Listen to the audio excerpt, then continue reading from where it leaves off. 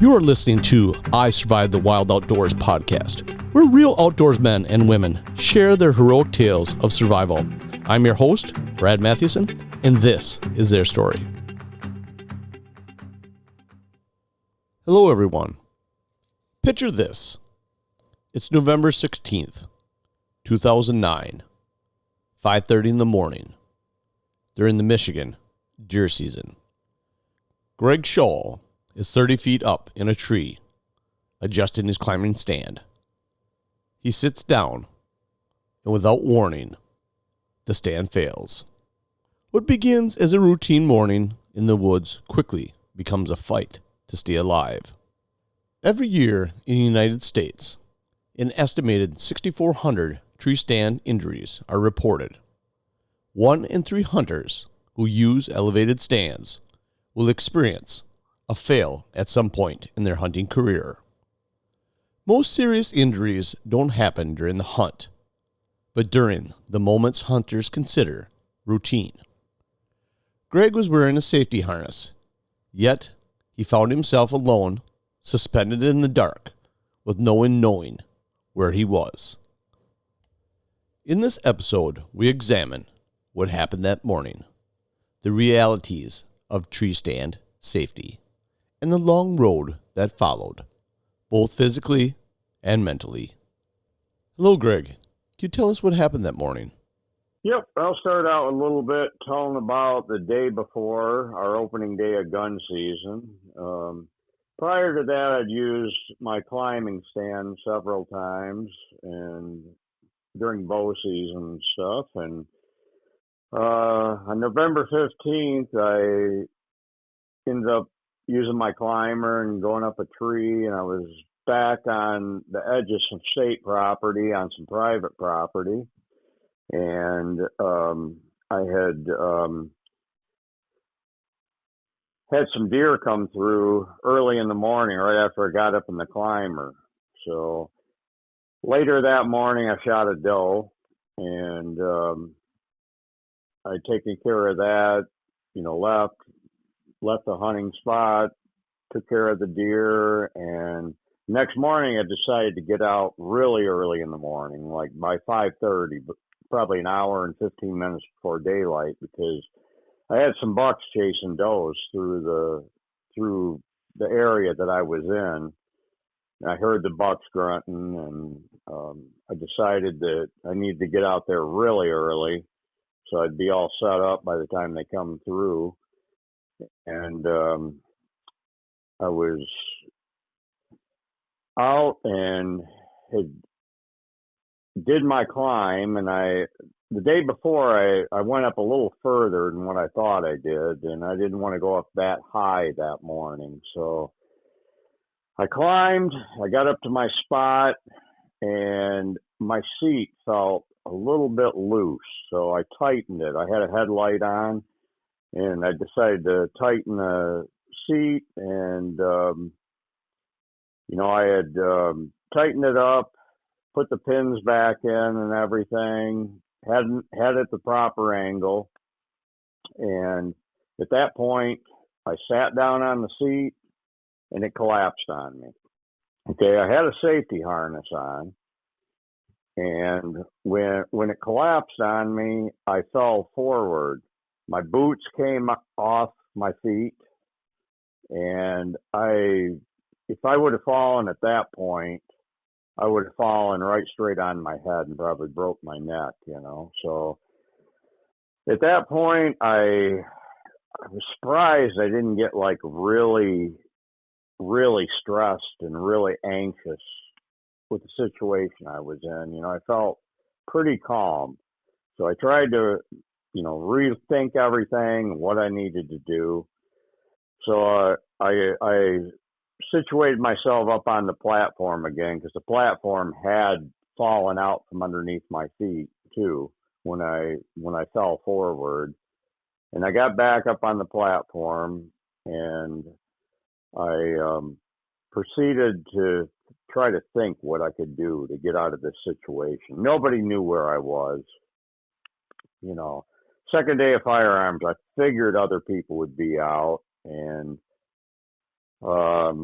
there's probably some poor thinking as I look back on it, but so many things are running through your mind when you have an experience like that. I decided at that point, once I got resituated, I looked down at the ground. It didn't look that far down. The bad thing with using a climber is you really don't know how high you're getting, especially when you're climbing at 5:30 in the morning. It's dark out. You just start climbing. So at that point, I decided, like I said, probably a poor choice as I look back on it now, but I decided that I was going to try to cut my safety harness and shimmy down the tree, because I was like, all the thoughts are coming through your mind. What am I going to do? Fire department's going to have to come out and rescue me. I don't know what I'm going to do. So I decided at that point, I'm going to hang on to the tree. It didn't look like I was that far up because I saw the shrubbery down below, which was probably tall saplings, but I didn't realize that it was probably tall saplings. It looked like shrubs down below, in the dark. So at that point, I decided I'm going to shimmy down the tree. I'm going to cut my strap and try to shimmy down the tree. And when I did, gravity took over. And I went down,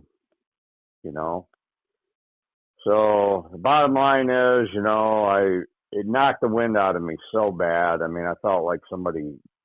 I played sports. I wrestled. I played football for years, and I had the wind knocked out of me. Never like that before.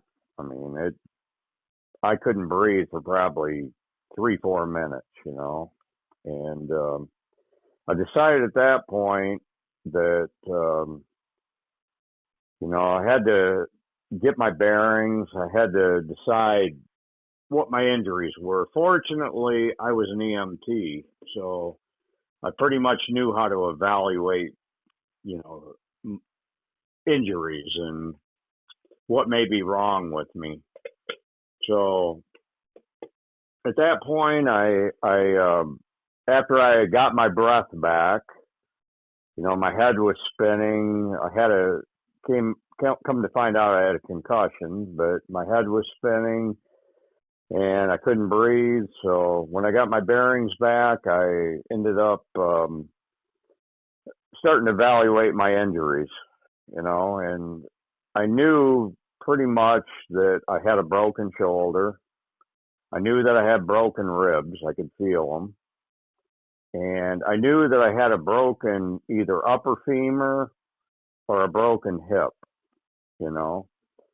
So the bad thing was when I fell, my left leg was the first to hit the ground as I reevaluated and figured it out. And unfortunately, I snapped my hip at that point, right up by the hip socket. And then when I fell on my right side, I broke my shoulder and my ribs on that side. So when I finally got my bearings and I realized I probably wasn't dying, because that's the first thought that comes to your mind. What injuries do I have, and am I going to die? And on top of that, I left out that I was 30 feet up in that climber, which I don't usually like to get that high. But afterwards, when other people went out there and saw my climber, it was 30 feet up in the air. So at that point, I decided I have to get to the field, and I was a long ways from the field. I was back in some really thick country, So at that point, I decided I'm going to have to try to crawl, So mind you, my right side was broken up on, the shoulder area and the ribs. So the only way I could really try to get out was to drag my left leg and pull myself at the side that was broke up. Well, I started feeling a fluttering going through my hip area. And I knew that I couldn't continue because, I could sever an artery. If I had a broken bone in there, which I knew I already did have a broken bone, I could end up severing an artery and bleed to death. So at that point, fortunately, I have a very loud voice. I started yelling, and I knew nobody was going to come out there right away because I got out so early in the morning, like at 5:30 in the morning. So I knew it was going to be a while before anybody might hear me. And then I prayed that somebody would hear me, because you just don't know if people are hunting properties around. And so I started yelling, and fortunately, the guy that I knew that had the private property that I had access to, at about 6:30 in the morning, he heard me yelling, and he came to me. He said, "Oh, I thought it was a child yelling. I heard something in the distance," and I came to it, and so he said, he went and called his wife and went up to the house. He said, "We're going to call the ambulance." And when the emergency crew showed up, it was probably 15, 20 minutes because I was way out in the country, and probably 15, 20 minutes. And I told them what my injuries were, which, was spot on. I knew what my injuries were. And so at that point, they called Life Flight.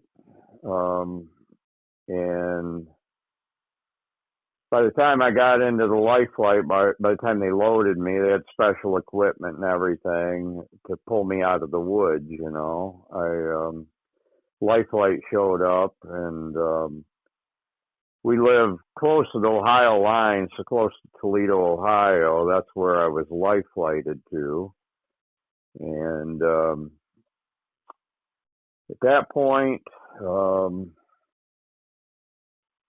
the doctor had told me that, we're taking you, when we got almost to the hospital, I said, I got to go to a certain hospital because our insurance only covers a certain hospital. Otherwise, we got to pay a whole lot more. He said, well, it's too late. We're already taking you to the other hospital. And so when they landed, I was in quite a bit of pain by then. They'd given me a shot in the helicopter, and I thought, we got into the hospital. My family had all arrived by that time. Probably had 30 people there waiting, and I asked the nurse, I said, what do you think my injuries are? And she said, we pretty sure you have a spinal cord injury, which I didn't think I did, because the first thing I did when I fell was started wiggling my feet and making sure that, I had access to feeling my feet and everything else. But she goes, we really think you have a spinal cord injury, Well, so they got me into a room eventually, and the doctors were really busy, the orthopedics, and it was like 11 o'clock when they did my surgery. 11 o'clock at night, and I probably got to the hospital by 7:30 in the morning. So I laid in the bed all day. I was pretty much out of it. They had me pretty drugged up, and going back to the accident, I was really shocked how calm I was when all this happened, because you'd think that your life's in jeopardy any second, but I figured, like, I was like, it came over me. I'm calm, I'm conscious before I fell, and I didn't panic, but anyway, getting back to the hospital, they finally got me into surgery that night at 11 o'clock at night. And I can imagine what some of these orthopedic surgeons go through, the hours they work, working, doing surgery all day and still doing it at 11 o'clock at night. So anyway, I had the surgery. Next morning, I remember they take me to X-ray, which was the most miserable pain that I could have ever imagined, being put on the X-ray table. I kept begging. I have a pretty high pain tolerance, and I just kept begging, man, this is just miserable. Oh, do you have to do this? Yeah, we got to do this. So I did the X-rays. Next morning, the orthopedic team comes into my room, and they said, we have some bad news. We got to take you back into surgery, do your surgery. Your bones are strong, but they're built different than most people's. So we put you back together wrong, which is definitely not what I wanted to hear, But I'm thankful now that they did, because I'm at the point now I have no problems, no pain. So they took me back into surgery the next day. The head orthopedic guy came in and goes, yeah, we had to have two bodybuilders. I imagine they were probably training doctors. They had to tear you apart because we glued you all back together, and we needed to tear you apart and put plates, because originally they'd put rods in me and glued them, but once they came back, they decided to do a plate, and that's what they did. And I was, like I said, I wasn't something I was looking forward to at the time, but afterwards, I'm very thankful because, I've had a full recovery. So after that, I was moved to, they kick you out of the hospital as quick as they can nowadays, It's like insurances won't pay for it. So I was 5 days there. I had some complications. I ended up with an ileus, which is a stomach that's not working. You can't, your stomach enzymes aren't working, so your food isn't digesting. So that held me up there a little bit longer, but then I was, transferred to a long-term facility, which was basically a nursing home. And I spent 5 weeks there going through rehabilitation. I'm self-employed. I'm a hairstylist, barber, and a taxidermist. So I had taxidermy work waiting. I had clients waiting for me to get back, and I contacted people along the way and told them, what had happened. And most people knew. It hit the news and everything, so most people knew. And the doctor told me it was going to be 8 weeks before I could even put any weight on that leg, on that left leg.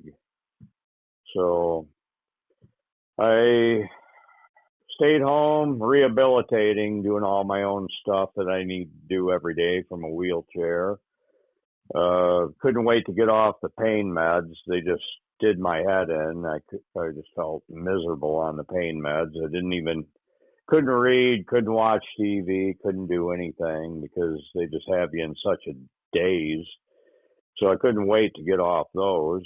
And I ended up doing my rehab, and then I got released to start doing at the hospital rehab. And every time I went in, they were like, oh, Greg, you do so good on your own at home. We're going to let you go early today. Well, I was paying out of pocket for all my physical therapy. So after about 4 times of them doing that, I decided, okay, if I'm doing so good on my own, I'm going to do my own therapy.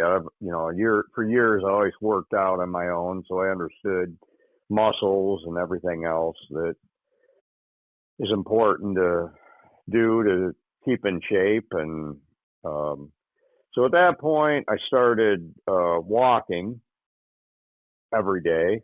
little by little, maybe a block at first, but within months I was walking probably 4 months,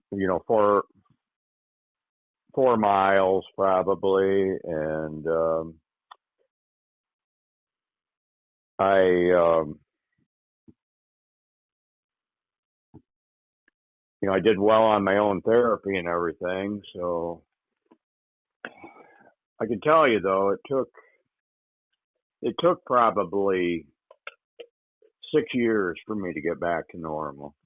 I mean, it was every day working. Once I had conquered the walking every day, I mean, my family and stuff, they said, "Oh, we think you need to go back to the doctor. You don't walk right, you kind of hunch to one side and but I just kept working on it, and I joined the gym after that and started doing the stair climber and lifting weights. And but anyway, on my return back to work, I had to I had I the doctor didn't want me to go back. It was like it had been 8 weeks, and he's like, that's what he initially told me, 8 weeks before he can put any weight on that. And at first, I went into him for the visit, and he's like, I don't really want you to go back to work. I'm like, I got to go back to work. I got people waiting for me. I got to make money. I haven't made any money. I've got overhead. I haven't made any money in 2 months. Fortunately, I mean, we made it through it. It was fine. I mean, it was a burden, but we made it through it. I had some people come through and help a little bit, and so financially we were okay. But I was losing out on, God, you're looking at probably $10,000-15,000 that I hadn't made, and I had overhead to pay. So I went back to work, and it was rough at first. I mean, I figured I was going to work maybe 2-3 hours a day starting out, and I got back, and I had a waiting list that I ended up working like 8 to 10 hours a day. People were just waiting for me, and I was backed up, and I ended up. It was tough. I had to sit on I bought a special saddle stool. It's like a saddle that you can cut hair from. It's made for people that have back problems and stuff that cut hair. So I sat on that, and it was really tough. I was on the pain meds, and ended up making it through it. It took me time. I remember the first few times I ended up doing some color highlights, and I had to stand, and I just was sweating the whole time. It's like a hour-long process, and I think back to it, and it's like, I went through some tough recovery time, to get back to work, but I made it. The positive thing that came out of it is, I remember at 7 years, I talked to a guy that was in a motorcycle accident, and I said, how long did it take you to get better? And he said, about 7 years. And he was spot on, because that was at 5 years for me. And at 5 years for me, I thought I was as good as I was going to get. I still had a lot of pain, still had struggles with limping. And I mean, the bad thing is, the doctor had told me, he said, when you break your hip, it's the slowest bone to heal. It's up. And he said if I would have broke my hip probably a quarter of an inch higher, I would have gotten into the synovial fluid area that lubricates that hip. And he said you would have been probably crippled the rest of your life, So I was very thankful of that. But getting back to what the guy told me about 7 years, it took me about 7 years to really get to the point where I felt like, okay, I've arrived. I don't have the pain. And I had a big, the atrophy that took place, not being able to walk for 2 months was unbelievable. I mean, I'd look at myself in the mirror from behind, and my left buttock and leg were like half the size of the other side that I could put weight on. And I just thought, how am I ever going to build that back up? Where I had the scar, where they did the plate, where they did do the 2 surgeries, there was a crater there, a big crater, and such a huge scar. You know, to this day, after fortunately, I stayed the course and I continued at the gym. I've been a gym rat ever since, every day. You know, and that whole area is filled in. I don't even see the scar now. It's just disappeared. But I'm just, I had to reflect at that time, just on spiritual things too, like, being grateful and thankful that I lived, and how many other things could have happened, because I hear stories all the time. I mean, my sister lives up here in Flint, Michigan. She had a youth pastor that had 3 young children that fell and died, from a tree stand. And it's like, there's so many bad things that happen every year. I mean, tree stand safety is, it has to be of utmost importance to people. I mean, I'm not condemning climbers. I used a climber probably 20 times, and I think about how many times nobody knew where I was, and it was during bow season. And, I don't condemn them. I think what happened with me when I was climbing is I didn't climb up as high the next day, and I think the tree narrowed, which can be a real problem with a climber. And like I said, I don't really know what went wrong. That's the thing. If I knew what went wrong, I would probably feel safe to use one again. But a friend of mine called me that year and wanted me to talk to an attorney about, the climber, because her son-in-law had fallen from a climber too that same year. And I'm like, we talked to the attorney, and it's like, I don't think it's really the climber's fault. I think that I don't feel 100% safe in climbers. I mean, I wouldn't use one now. I mean, when I hunt now, I hunt from a lot of ground blinds. People ask me all the time, do you still go up in trees? Yeah, I do. Ladder stands usually. Maybe a stick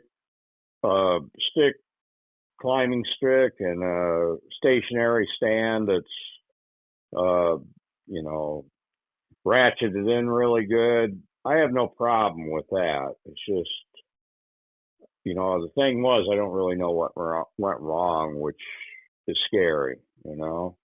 I've looked into the saddle stands, and I don't feel comfortable with those either, because I feel like there could be things that go wrong.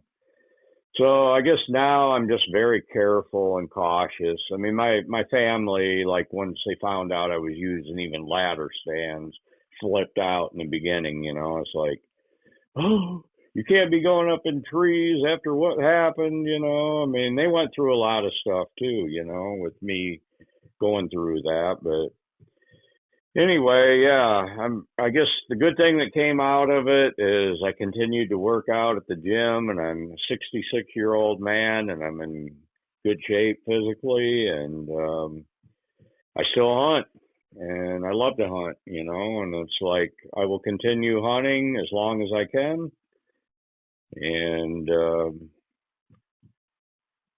as far as, like I said, the rehab and everything, it took years. And for anybody that I've had so many friends and clients that have said, you changed me. I didn't used to use a safety harness, and even when I used a climber, I wouldn't use a safety harness. But after your incident, I use a safety harness. So even though I made some bad choices with safety harness, uh, I would, if I wouldn't have had a safety harness on, I would have died. I would have fallen straight on my head from 30 feet up. And like I said, right choice or wrong choice, sometimes we make the choice that doesn't turn out the best. But, to this point, I survived. I'm alive. I have no problems with my hip, any other problems with the shoulder. I mean, the shoulder actually healed really well. I had a doctor friend, he was coming in and consulting me along the way, and he like, well, that shoulder's probably going to give you a lot of problems, And I'll tell you what, it healed like in 3 weeks' time. I had no problems with that shoulder anymore, so I was very fortunate there. And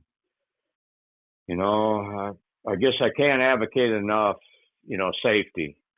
People that don't use safety harnesses and stuff, any climbing. I mean, any climbing at all. Anytime I go up even the ladder stand, I have a safety harness and I strap on as I'm climbing. And when I'm setting a stand, always have I forget what it's called, but like a lineman's belt. Yeah, lineman's belt. Yeah, Yep. lineman's belt. I always have the lineman's belt on as I'm climbing the stand, because when I look back in the past, I had a few incidents that I came close to falling setting a stand. Okay. So the lineman's belt's very important to keep you secure while you're putting up a stand. All it takes is one little mistake and you're on the ground, But other than that, yeah, I came out of it with a lot of positive things. Unfortunately, as time goes on, it's been 16 years, you lose touch with a lot of those things that you felt emotionally at the time, Yep. Then life becomes normal again, and you kind of don't appreciate so much that you survived, because, bottom line is I came an inch away from death. I could have died that day like a lot of people do. And, the key thing is you have to always appreciate what you have, appreciate life, appreciate, sometimes it takes a tragedy to make you see that. And that's one thing I probably missed, is the clarity that I had in the beginning. Yep. When I first fell, the clarity that I had with being thankful to God, being thankful, that I survived. And as time goes on, you lose that clarity, That's just human nature, I believe, It's part of surviving, Yeah, I suppose it kind of puts your life in perspective and kind of figure out what's really important. 15 years later, Yep. I don't think about it that much. It's just part of what happened, So I guess the wise man says he remembers that and always, grasp a hold of the wisdom that he gained from it, and I would say in time you kind of lose touch of that, and you don't appreciate the gift you were given.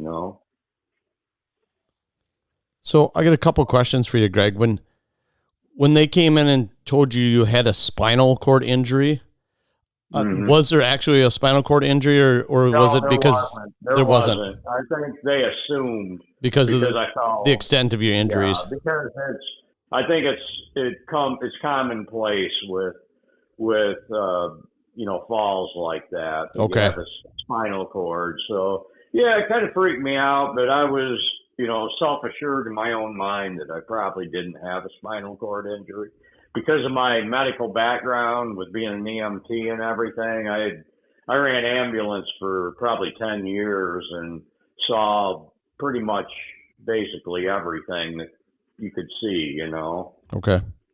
And I knew how to self-evaluate myself, and which I was very thankful for, because, you know, I mean, I picked up people years past running an ambulance, and they thought they were dying, you know, when they weren't, but they thought they were, because they didn't know any different, you know. Yep. And with having the knowledge, I knew how to evaluate, you know, my breathing, if I had a punctured lung, you know, all these things, which I knew in time once I got my wind back, because I've never had the wind knocked out of me like that before. I mean, falling 30 feet is so traumatic on your body, you know. I mean, my body was so bruised, you know, and so beat up after that fall that probably like getting hit by a car, basically. Oh yeah, That's the way especially I at that feel. at that height. Right. It's probably like getting hit by a car. So anyway, yeah, once I evaluated and knew that I could feel everything in my legs and everything else, I didn't figure I had, but I didn't know, you know, because you could have some, you know, compressed, fractured, you know, vertebrae or something like that that didn't interfere with your, you know, with your mobility. But I knew pretty much, I didn't think I had a spinal cord injury, which I didn't end up. And I mean, to this day, I'm in great physical shape. Like I said, I go to the gym every day. I work out, I lift weights. I work out every day for over an hour. I do cardio, and I mean, I feel the same I did when I was 20, and I'm 66, you know. But I think that's a positive thing that came out of, is that I knew that I needed to work out and keep my body fit and in shape, you know. Yep. And I honestly feel I have no back problems, I feel no pain when that hip. People go, "Oh, do you feel the weather when it comes on?" You know, I'm like, no. I mean, I feel nothing in that hip. It's in great shape, and so I'm very thankful that the doctors came in and were honest with me. We need to go in and redo your surgery, you know, because if they wouldn't have, who knows how it would be now, you know, because, you know, I mean, that's the difference between having great doctors and doctors that let things slide by. Because, I mean, yeah, it took me longer probably to recover, but now I have no pain, no problems, you know. I see people limping all the time, and I'm thinking, oh, you know, they probably broke their hip and didn't rehab properly, you know, and it's like, you know, if you do everything that you're supposed to do, I think things turn out okay, you know. So have you ever, before this, had you had any issues at all with a climber? Have you had any like partial slips or anything, or? A few little things. I got on a tree one time that was dying, and it didn't look like it was dying, and the bark was actually slipping. Yep. You know, and like I said, I use my climber a lot. I felt really pretty confident in it, but after that, it was like, you couldn't pay me to use a climber now. You know, I'm all about safety now. You know.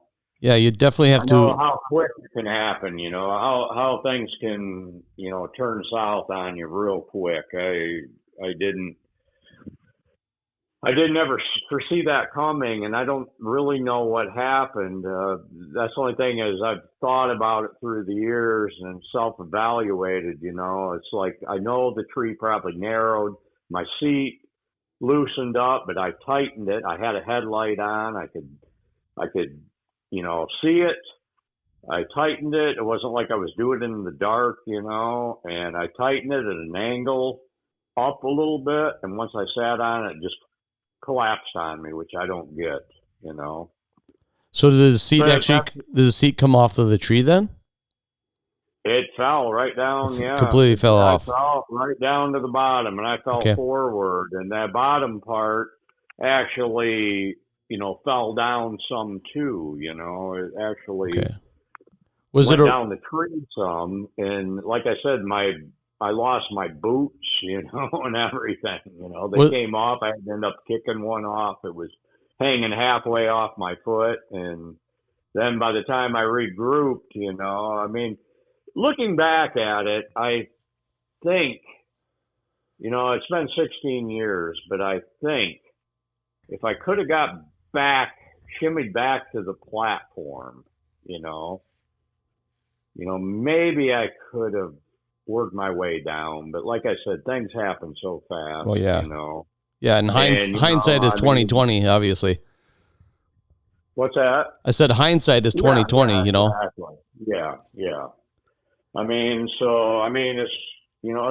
It's part of the past now, and I made it through it, and financially survived, and everything was good, and I had a lot of good clients that waited for me. They didn't leave. They maybe got haircuts and colors from other people in between, but they came back to me. That's good. And that could be devastating for somebody that's self-employed. Everybody could leave them. Oh yeah. And I came back, and I was actually busier than what I wanted to be, and I don't want to say workaholic, but I'm a hard worker, and I bit the bullet and just dealt with it, and worked the hours that demanded out of me. And because a lot of people waited for me, they're like, "Oh, I waited for you." It's like, okay, well, I'll get you in. Okay. It was just like packed for weeks, months. And so anyway, yeah, it was a journey. That's for sure. I learned from it. I am careful. I'm extremely careful now. I would never want something like that to happen again. And anything I can do to advocate to other people to just practice safety. It's like I said, I had so many clients that, like, Greg, I never use, a safety harness when I go up in a climber. I'm like, it's just, you're playing with your life, man, I had one on. If I wouldn't have had it on, I definitely would have died. But probably looking back at it, I'm telling you, when you're hanging there and it's an hour before it gets daylight and you're thinking all the thoughts of trying to process what's going to happen. You know what I mean? Yep. This is the day before. Number one, that area, terrible cell phone reception. Terrible. So I never could get, cell phone. But this is back in the day when I had a track phone, Okay. Did you have your phone with you? No, I didn't, because I knew that area had no reception, and this was 16 years ago. Okay. We were just kind of entering into the cell phone era, So that area I could not even get reception at. It was kind of a dead area. It's kind of ways out in the boonies, It's like, at least 20 miles from any town at all, And it's very, very, every time I go through that area, even now, I lose cell phone reception. And so, yeah, I didn't have the cell phone, and as I was hanging there, I'm like, well, what am I going to do? Am I going to start screaming? Am I going to, have to have the fire department come out with special equipment and get me down out of this tree? Because, you don't think about those things beforehand. No. You just assume that the climber is going to get you where you're going, you're going to get back down, So at that point, and a few days before that, I'd read an article on having a harness on and having it cut off the blood supply to your lower extremities and stuff. I don't know if you've ever read anything or heard anything about that.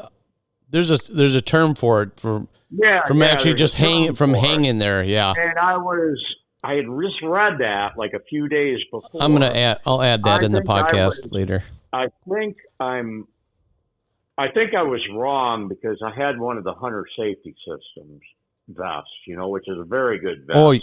You had one of those back then? Wow, that's awesome. Yeah.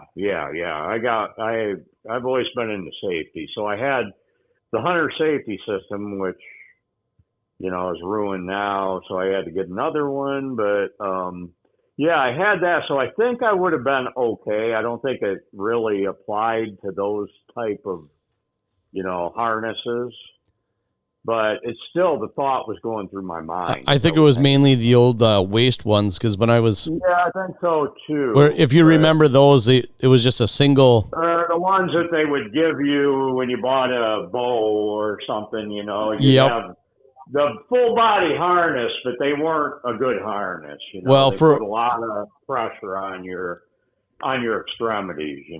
Yeah, for a while there, it was just basically a belt that went around your on your tree, and then a belt around your waist with a piece of webbing in between. Because I had it when I was 12 years old, and that was probably back in 1989. Then they came out with a full body, but it still didn't have the structure that the hunter safety system did, in the vesting area. Yep. So they still put a lot of pressure on those straps.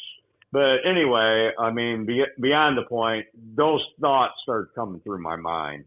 Okay. It's like, what am I going to do? Okay. I didn't panic. I was calm, which surprised me, because you'd think in a situation like that you're in life and death any second.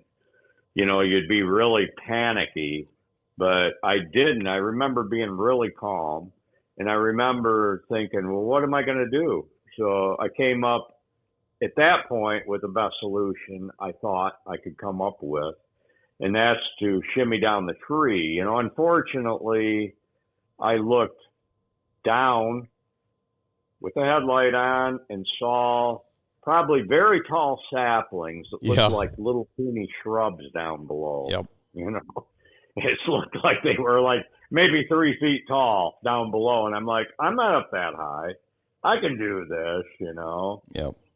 Unfortunately, while you're trying to cut the harness with your knife and hanging on with one arm, like I said, gravity takes over. I didn't work out as much back then as I do now. I'm very strong now. I'm very fit, for my age. And, it just gravity took over and I fell. And, yeah. Thankfully you didn't cut yourself with a knife.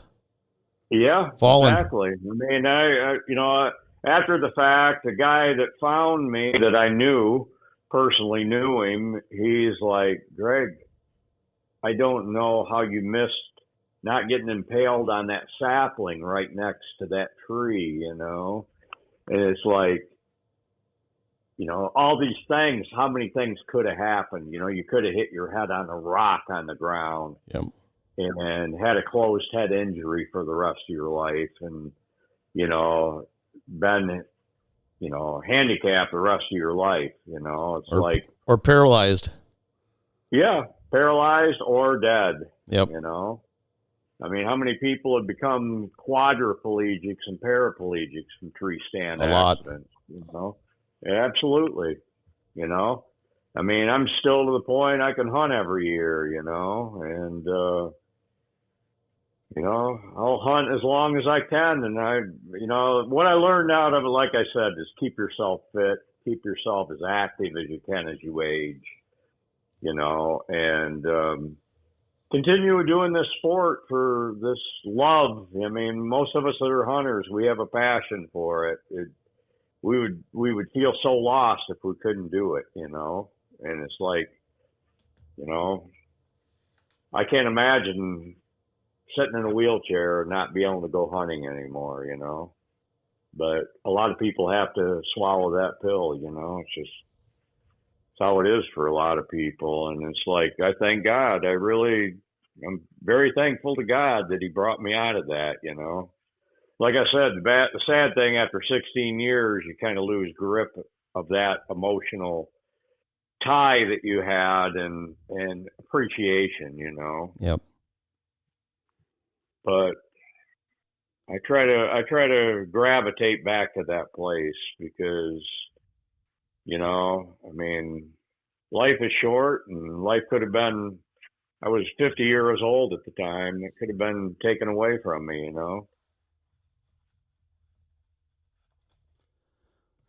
Well, is there anything else you want to add, Greg? No. The only thing I'd probably want to add is anybody that may be listening to this podcast, safety, safety, safety. You can never be too safe. Don't ever believe that you're above what may happen, because anything can happen at any given time. And it's like, I had I had a couple close calls, I remember at one point I used cut branches to step up on while I was, up onto my stand from a climbing stick. They rot over time. And I remember just grabbing myself at the last second one time and one of them broke underneath my foot, And it's like there's so many things we do that we take for granted that, I'll be okay.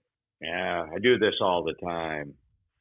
All it takes is one little misstep and you could be that statistic, that is paralyzed, that dies, I had, I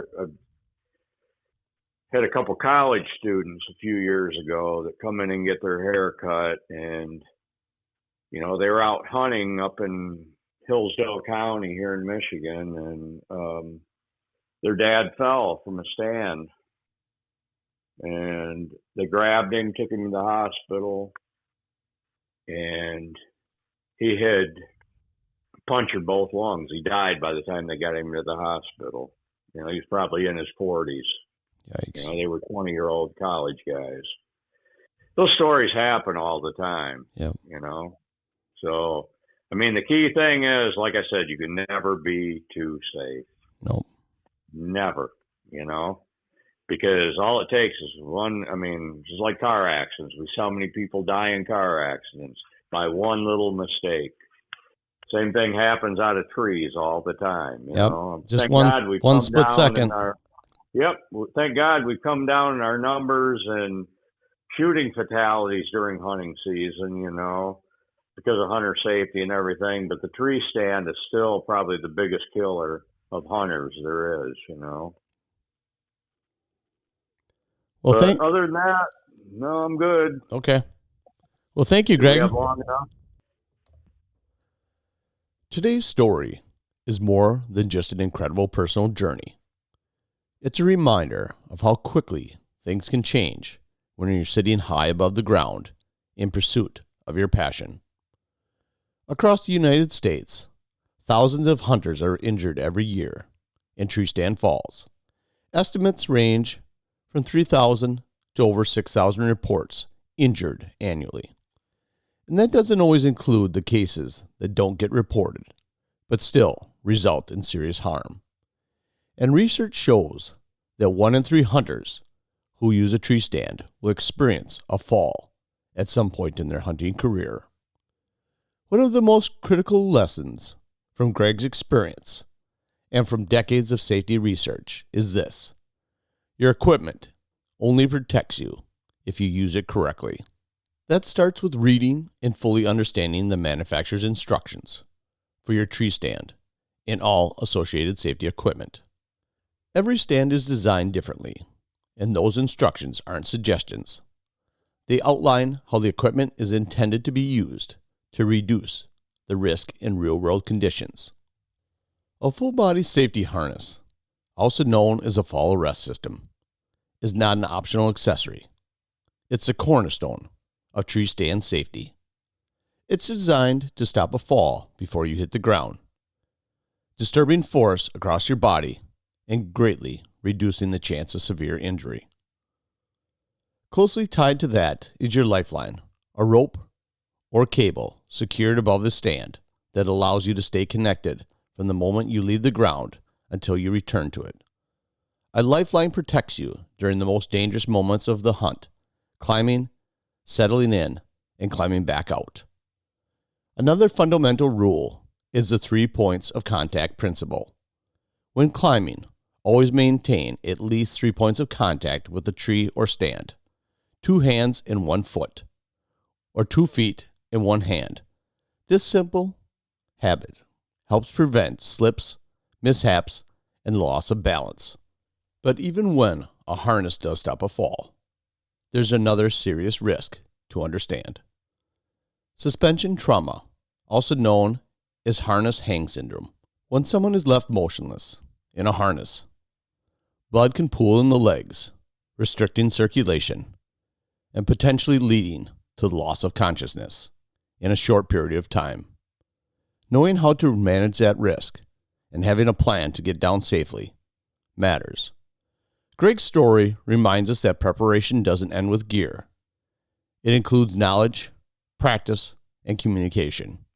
Inspect your equipment before every hunt. Stay connected to your lifeline. Keep 3 points of contact whenever you move. Wear a properly fitted, full harness every time you're off the ground. Make sure to carry a cell phone. And always tell someone where you are. Remember to stay safe out there and enjoy all that Mother Nature has to offer.